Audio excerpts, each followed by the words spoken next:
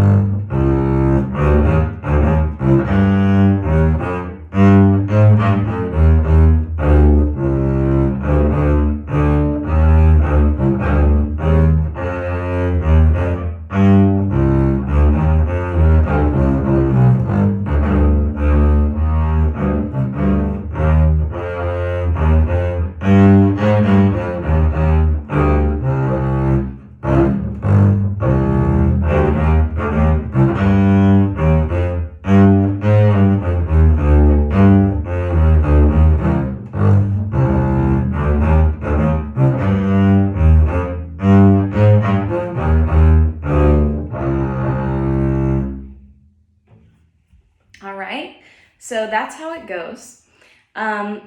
So like I said, we have three flats in this piece, B flat, E flat, and A flat. So make sure you don't play any of those notes natural, don't play open A. We're gonna play this entire piece in half position. So you're gonna start with fourth finger on C on the A string, but instead of being in first position, we're in half position. So your second finger should be on your first tape, and your fourth finger should be halfway between your first two tapes. Then you're gonna cross over to G with fourth finger again. So basically anything you would normally play with second finger in first position is now gonna be fourth finger in half position. So we have 4, 4, 4. Okay, and you're gonna stay there the whole time. So I'll play these first couple of measures for you.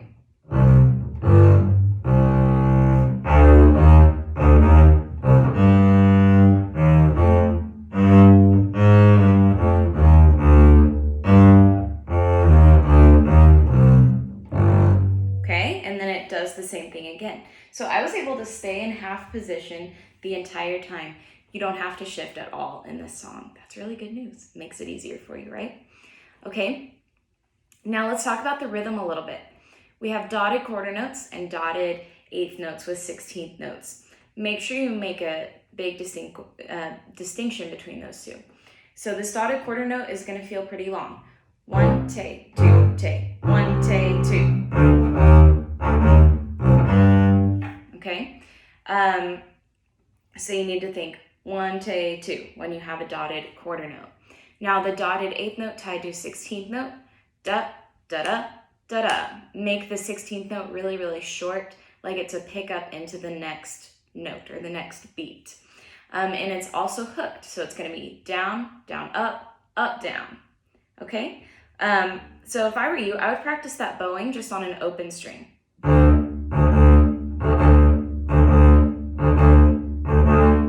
Thinking 3 16th notes, and then the fourth one is when I change. 1, 2, 3, 4, 1, 2, 3, 4. It's really important that you keep that pulse and that subdivision in your head to get these right. Okay, so I'll play those first couple of measures again. This time we're thinking about rhythm.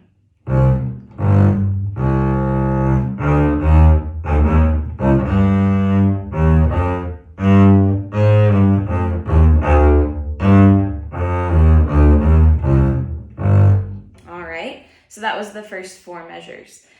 So really make sure you're counting those dotted rhythms carefully. Okay, so as you're playing through this, make sure that it has a minor sound. I told you it's in E flat major. It's really in C minor, which has the same key signature as E flat major, but it's going to sound minor. So if you're playing it and it sounds major and it sounds different from what I played, you're probably playing some naturals that you shouldn't be playing. So double check and make sure you're playing all of these flat, okay? Your A flat is going to be low 1 on the G string when you have that, and E flat is going to be low 1 on the D string, and yeah, as long as you're playing in half position in first finger and fourth finger, you should be fine, but just make sure it keeps that minor sound.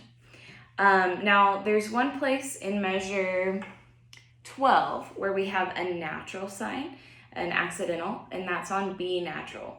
All you have to do is stay in half position, but you're going to play that with second finger, so you'll be right on the tape instead of first finger.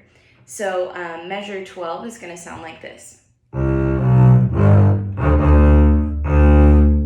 Okay, I'll go back 1 measure so you can hear what that sounds like in context.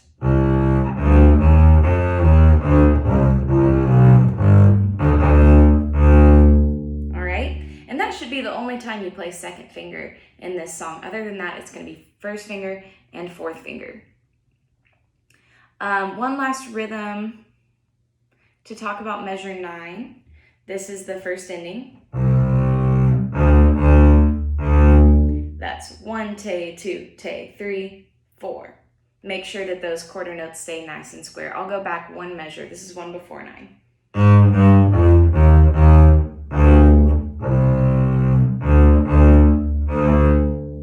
Then after you finish that measure, you'll jump to 9. Oh, I'm sorry. That would be measure 8. And it goes to 9 in the next measure.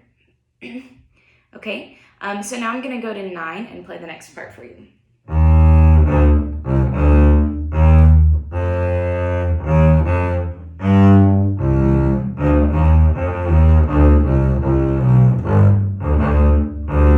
And then the next part repeats. Okay? So once you get the rhythms and the notes down, then you can start looking at your dynamics. We start forte, we go to mezzo forte in measure 10, then mezzo piano in measure 12, so it's kind of like an echo, you play it softer the second time. Crescendo and decrescendo at the end of that line, and then back to the beginning at forte. So make sure once you get comfortable with this that you add those dynamics in. And then we also have a ritardando in measure 8 or 7. It says 2 times rit. That means the second time through, you slow down at the end. So I'm going to start at measure 5 and play it like it's the second time through.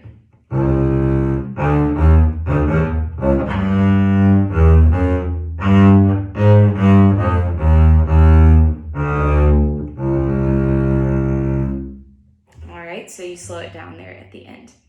Okay, I hope you have fun practicing this song, and I hope this was helpful for you. I will see you in the next video. Thanks.